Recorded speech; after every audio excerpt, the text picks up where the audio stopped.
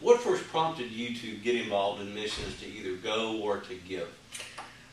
Several years ago, even before we came to Georgia, I had read an article in the Pentecostal Evangel magazine describing maps and what they did. And as a young guy, I said to myself, one day I'd like to do that. And didn't think anything of it until we came down here, and then in 1986, I guess it was the first opportunity that I had to go with you and the rest of the team here on the MAPS trip.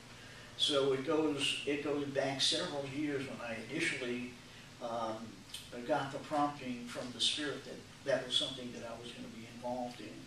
When you think about your involvement in all that you've done, giving and going, who do you think was most blessed? The people that you ministered to, or yourself?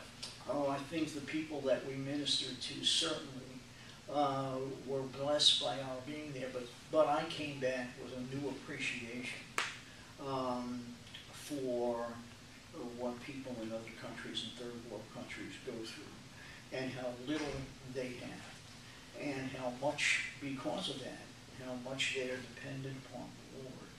And we've seen things happen over there in several countries that were actual miracles, and there's no other way to describe that.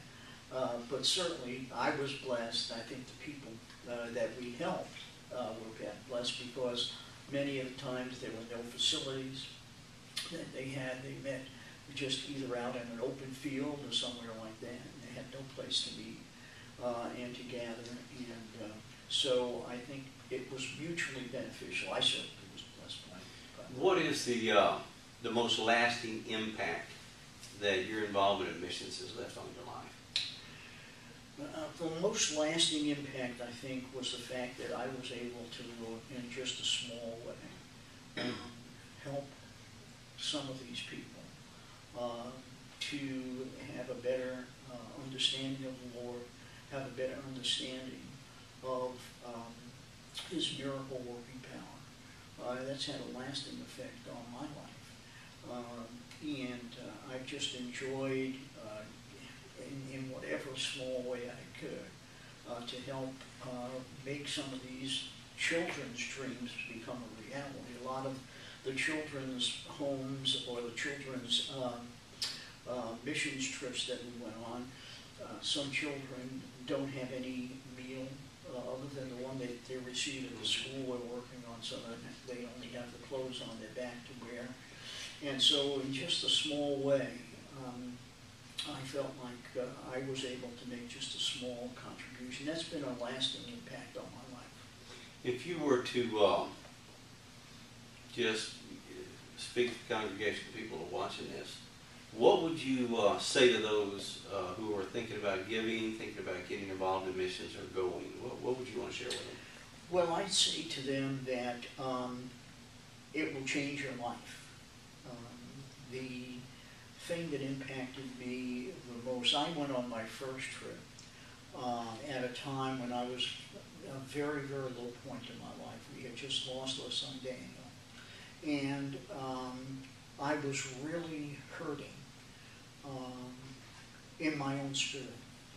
And I met a man down there on our first trip to Mexico, and his name was Justo. And he ministered to me in such a way that I was absolutely astounded that the Lord had that in store. Whether you're able to go physically or you're financially able to give, to do what you can. Even if you can't work on a construction crew, you can go and you can help. I mean, I'm not the greatest with my hands, but the Lord had something for me to do every time we went. We either worked on a construction team or the thing that I enjoyed most was seeing our girls involved in evangelism.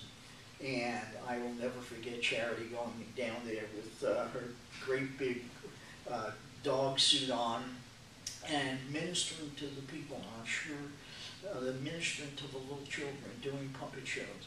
And I'm sure it made a lasting impression on their life as well.